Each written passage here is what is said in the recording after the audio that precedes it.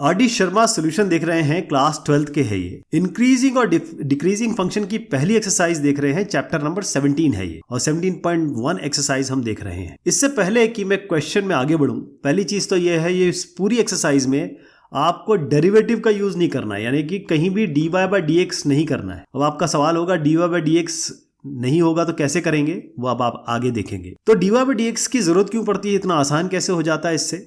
ये देखिए, ऐसे पहाड़ है, यहाँ पर आप ऊपर चढ़ेंगे, इसको हम इंक्रीजिंग कहेंगे, यहां से आप नीचे उतरेंगे, इसे हम डिक्रीजिंग कहेंगे। इसी को मैथमेटिक्स में भी इंक्रीजिंग डिक्रीजिंग ही कहा जाता है। जैसे अगर मैं यहां पर एक ऐसी लाइन बनाऊं टेंजेंट, तो आप देखेंगे dy/dx इसका पॉजिटिव आएगा, तो आपको डिफरेंशिएशन करना है, f' करना है। अगर ये पॉजिटिव आ गया, यानी आप कह सकते हैं ग्रेटर देन 0 आ गया, तो ये स्ट्रिक्टली इंक्रीजिंग हो जाएगा। लेकिन यहीं पे अगर मैं ग्रेटर देन इक्वल टू कर दूं तो ये केवल इंक्रीजिंग होगा। अब यहाँ पर हम ढलान पे आए हैं, यहाँ पर भी हम f' निकालेंगे, यानी dy/dx निकालेंगे। अगर ये लेस देन इक्वल टू 0 है तो हम कहेंगे डिक्रीजिंग है, हम नीचे उतर रहे हैं। लेकिन अगर केवल मैं लेस देन 0 कह दूं f' को, तो आप क्या कहेंगे कि ये स्ट्रिक्टली डिक्रीजिंग। बहुत सारे क्वेश्चन जो है इसमें सॉल्व जो होंगे वो नंबर लाइन पे होंगे, तो आपको नंबर लाइन बनाना होगा। ध्यान रहे, बाएं से दाएं, यानी इधर पे माइनस इन्फिनिटी है, यानी कि इन्फिनिटी ये होता है एक नंबर जब हम गणना ही नहीं कर सकते। यानी अगर आपको मैं कहूंगी इनफाइनाइट नंबर ये है, तो मैं उसमें +1 कर दूंगा। कोई कहेगा ये इनफाइनाइट नंबर, उसमें एक और +1 करके बोलूंगा कि यार इससे आगे भी बढ़ जाओ। तो कोई नंबर, एक जो अथाह नंबर है, एक नंबर जिसकी कल्पना भी नहीं कर सकते आप, उसे हम इनफाइनाइट कहते हैं। यानी वो जो दूर दिखता ही नहीं, इतना दूर है कि दिख भी नहीं रहा हो, तो उसे हम इनफाइनाइट कहते हैं। लॉग के बहुत सारे फंक्शन है इसमें। अब आप देखिएगा कि बगैर इसका डिफरेंशिएशन का यूज किए हुए हम इसे कैसे करेंगे। Prove that the function f(x) is equal to log base ex is increasing on 0 to infinity। अब इसके बीच, बिल्कुल बीचों बीच आता है 0। इन्होंने कहा है 0 से इंफिनिटी के बीच में बताइए आप मुझे कि ये इंक्रीजिंग हो रहा है कि डिक्रीजिंग हो रहा है, और इन्होंने कहा प्रूव करना है, इसका मतलब ये होता ही होगा। तो ये जब इस तरीके के क्वेश्चन होते हैं तो हम क्या करते हैं कि भाई 0 से लेकर इंफिनिटी जो दिया हुआ है, इसी में हम कहते हैं कि हम क्या करते हैं, दो नंबर मान लेते हैं। जैसे मैंने कहा x1 और x2, ये आपके किस में है, हम कहते हैं ये 0 से लेकर इनफाइनाइट तक है। अब 0 से इनफाइनाइट, फिर से मैं नंबर लाइन बना लेता हूं, ये कहते हैं 0 से लेकर इनफाइनाइट तक है। अब इसका मतलब ये है कि आप 0 से इनफाइनाइट के बीच में जब जाएंगे तो आपको 1 भी मिलेगा, 2 भी मिलेगा, -100 भी मिलेगा, और 1 लाख भी मिलेगा, 10 लाख भी मिलेगा, ऐसे करके इनफाइनाइट पे पहुंचेंगे। मैंने ये कहा और मैंने ये माना कि x1 x2 0 से इनफाइनाइट के बीच में आते हैं, और ये इंक्रीजिंग जानने के लिए और डिक्रीजिंग जानने के लिए हम ये कहते हैं, क्योंकि उन्होंने कहा ये इंक्रीजिंग है। हाँ, और मैं ये कह रहा हूं कि x1 x2 से छोटा है। क्या है? x1 x2 से छोटा है। यानी x1 मान लीजिए आपने 3 माना है और x2 4 है, तो x1 x2 से छोटा है। ये 3 है, ये 4 है, तो 3 4 से छोटा है। अब जैसे ही आप इसका log लेंगे, अब ध्यान रखिएगा ये बेस e है, log बेस e। अभी मैंने आपको बताया था e जो है वो कांस्टेंट है। अगर मैं इसको कहूं ये मेरा y1 है, जो कि मैं कह रहा हूं log बेस e x1, इसको हम कहें पूरा y2 है, log बेस e x2। इसका मतलब क्या, अभी मैंने बताया था e की पावर y1 हो गया x1 और e की पावर y2 हो गया x2। तो अगर मैं x1 को x2 से लेस मानता हूं और इसका log लेता हूं, तो इसका मतलब क्या है, इस log का मतलब मैं यही तो कह रहा हूं कि भाई मैं y1 कह रहा हूं, यही तो है, y1 y2 ही तो कह रहा हूं। अब आप देखिए, अब मैं इसको कह रहा हूं कि भाई मेरा x1, जैसे एग्जांपल लिया मैंने, ये 3 है, ये 4 है, तो ये तो पॉजिटिव वैल्यू है, e तो 2.178 है। इसका मतलब कि ये जो पूरी वैल्यू, ये जो y1 और y2 आना चाहिए, ये भी तो इसी हिसाब से वेरी करेगा। आप समझ रहे मैं क्या कह रहा हूं? ये जो y1 है ये छोटा होगा, y2 बड़ा होगा, y2 बड़ा होगा तभी 4 आएगा, y1 छोटा होगा तभी 3 आएगा। एक एग्जांपल ले रहा हूं। इसका मतलब जब log लेंगे तब भी ये लेस देन ही साइन रहेगा। ये मैं आपको बताना चाह रहा हूं कि x1 x2 से छोटा है, तो log लेने के बाद भी जो वैल्यू आएगी, जैसे मैंने y1 और y2 बताया, तो ये y1 भी y2 से छोटी ही होगी। ये सब एक्सप्लेनेशन इसके कारण है। तो y1 y2 से छोटा हो गया, या कहें log x1 log x2 से छोटा हो गया। अब log क्या है? यही तो फंक्शन है। अगर मैं इस फंक्शन को y बराबर log बेस e x कह रहा हूं, तो ये तो आपका फंक्शन है, ये पहला फंक्शन है और ये आपका दूसरा फंक्शन है। मतलब फंक्शन तो सेम है, इस वैल्यू पे ये वैल्यू है, इस x1 पे इस फंक्शन की ये वैल्यू है, इस x2 पे फंक्शन की ये वैल्यू है। यही तो कह रहा हूं। है ना। इसका मतलब ये हुआ कि x1 less than x2 implies x1 अगर x2 से छोटा है तो fx1 भी fx2 से छोटा ही होगा। यानी अगर ये x1 x2 से छोटा है, पहाड़ देखिए, अगर ये इससे छोटा है तो फंक्शन की वैल्यू भी इससे छोटी ही होगी। यानी कि 3 और 3 4 से छोटा है तो फंक्शन की वैल्यू 3 पे और फंक्शन की वैल्यू 4 पे, तो फंक्शन की वैल्यू 3 पे लेस ही होगी f4 से, क्योंकि लॉग का फंक्शन है। और मैंने आपको बता दिया लॉग के फंक्शन से क्या होता है, ये होता है। इसका मतलब ये है जितने भी आप x1 x2 मानते रहें, किसमें 0 से लेकर इन्फिनिटी तक, तो fx जो है वो इंक्रीज कर रहा है, क्योंकि ये अगर ये इससे छोटा होता, मान लीजिए ये 3 और 4 है और हम 3 और 4 डाला और ये बड़ा निकल जाता, ये छोटा निकल जाता, तब तो गड़बड़ हो जाती।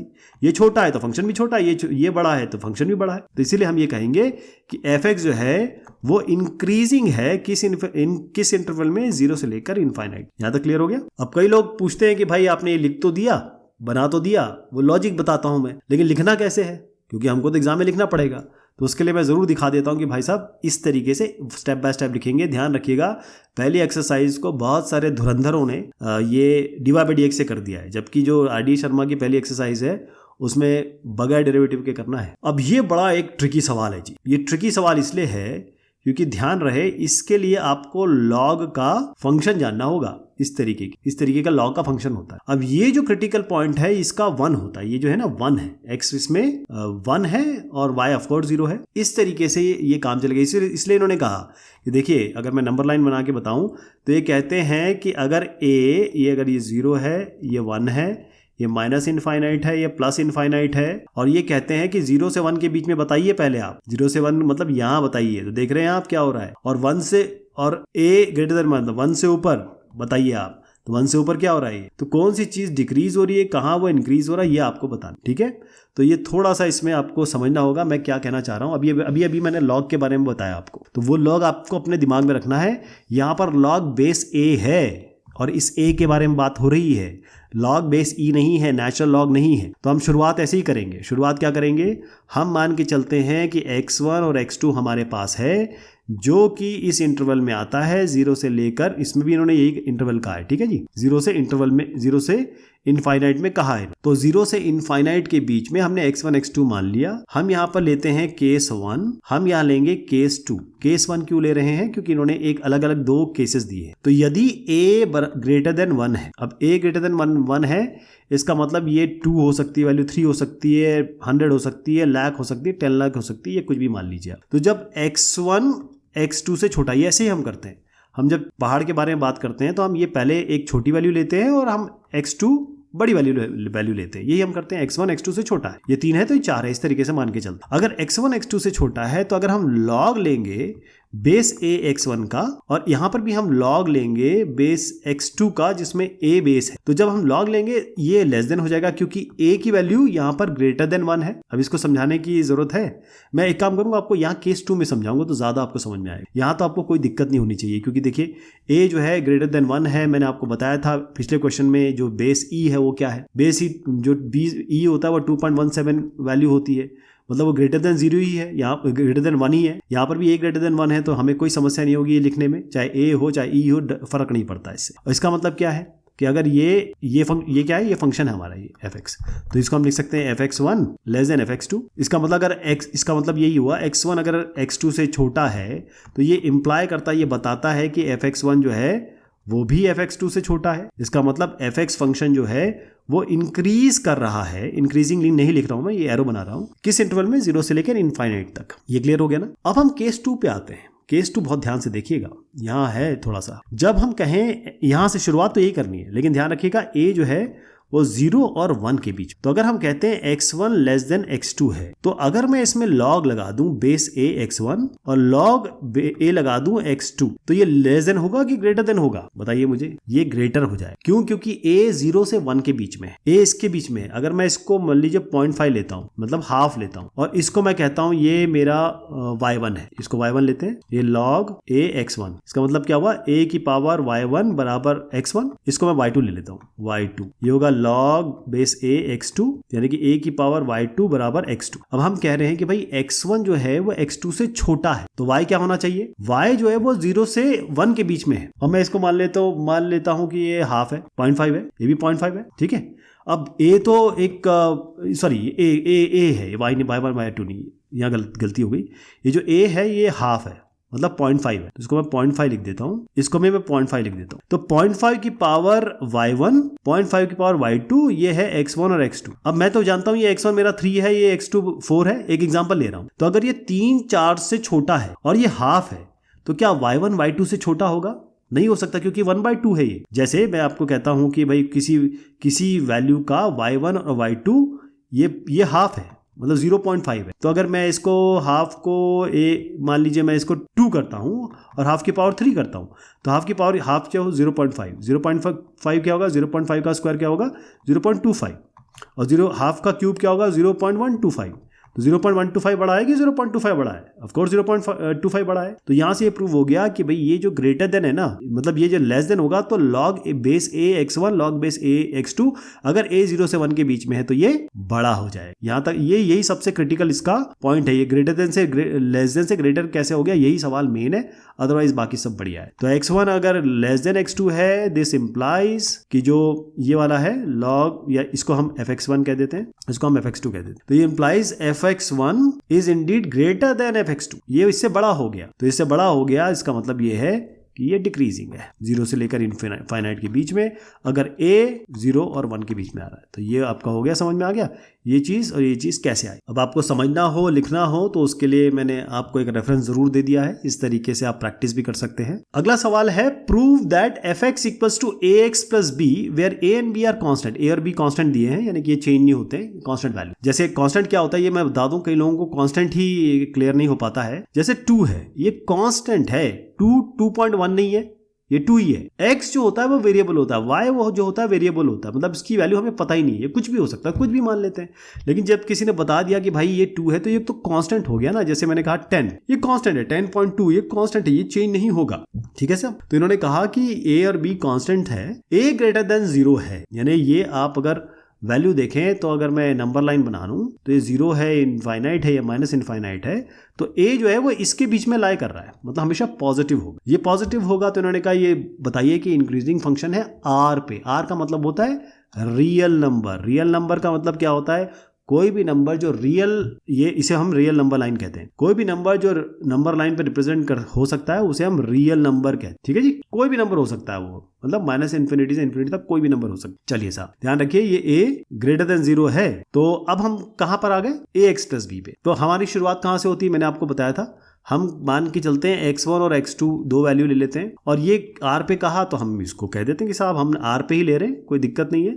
और x1 x2 कैसे ले रहे हैं, x1 जो है वो x2 से छोटा है, यानी हमने एक 3 ले लिया, एक 4 ले लिया, तो ये x1 है, ये x2 है, और 3 4 से छोटा है, ये मैं बताना चाह रहा हूँ इसमें, क्योंकि इसमें डिफरेंशिएशन यूज नहीं हो रहा है, इसलिए समझना पड़ेगा आपको कि ये x1 x2 वेरिएबल है, लेकिन कहीं ना कहीं तो कोई ना कोई वैल्यू होगी।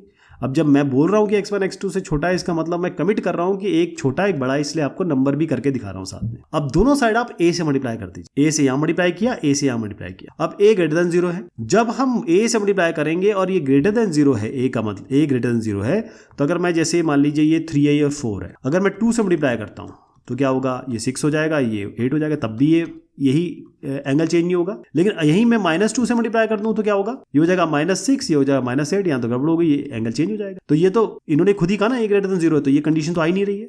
हमेशा पॉजिटिव ही से मल्टीप्लाई करोगे आप, पॉजिटिव होगा तो a पॉजिटिव है, तो पॉजिटिव है तो ये हमेशा एंगल ऐसे ही रहेगा, यानी x1 को मैंने x2 से कम माना, तो a क्योंकि पॉजिटिव वैल्यू है, इसीलिए हम कह रहे हैं कि a और b कांस्टेंट भी है, पॉजिटिव भी है, तो हमेशा लेस देन ही, मतलब ये एंगल ऐसे ही रहेगा। अब दोनों साइड आप b से ऐड कर दीजिए, ax1 यहाँ पर है, ax2 यहाँ पर है, मैं इसमें b ऐड कर देता हूँ, यहाँ भी b ऐड कर देता हूँ, क्या फर्क पड़ेगा। मैंने अभी बताया आपको b जो है वो भी कांस्टेंट है, तो आप कोई चीज यहाँ से घटाओ दोनों में या दोनों से बढ़ाओ, जैसे 3 लेस देन 4 है, अगर मैं यहाँ से -1 कर देता हूँ तब भी आपका 2 लेस देन 3 होगा, अगर मैं आप +1 कर देता हूँ तब भी आपका 4 लेस देन 5 होगा। तो कोई भी नंबर जोड़ेंगे घटाएंगे, ये क्योंकि कांस्टेंट वैल्यू है, फर्क नहीं पड़ेगा, ये हमेशा लेस देन ही रहेगा, ठीक है। अब ये क्या चीज़ है, ये fx1 है। अगर fx ax प्लस b दिया हुआ इन्होंने, तो fx1 ही तो कह रहा हूं मैं, इसको ax1 प्लस बी ही तो कह रहा हूं, और ax प्लस वन बी ये है, तो ये fx1 हो गया, तो ये fx1 हो गया और ये fx2 हो गया। तो इसका मतलब क्या हुआ, अगर x1 लेस देन x2 है, ये इंप्लाई करता है, ये बताता है, ये प्रूव करता है कि fx1 भी fx2 से छोटा है। तो इसका मतलब क्या हुआ कि ये फंक्शन जो है वो इंक्रीजिंग है, यानी कि ऊपर की तरफ बढ़ रहा है रियल नंबर्स में। हमने रियली नंबर तो बताया, ये सारे रियल नंबर ही तो लिए मैंने, है ना। इस तरीके से हो जाएगा ये। अब जरूरत ये होती है कि हम इसको लिखें कैसे, तो जो मैंने बताया वो यहाँ पर इस तरीके से दर्ज है, आप ये फॉलो करेंगे और आपको बहुत अच्छे मार्क्स मिलेंगे। Prove that fx equals to ax plus b where a and b are constants and a less than 0 is decreasing function on r। अब ये कैसा होगा, इसमें आ गया a लेस देन 0, तो अगर आप ये खुद कर पाए तो बहुत अच्छी बात है, नहीं तो अगली बार मैं इसको बताऊंगा आपको, ठीक है साहब।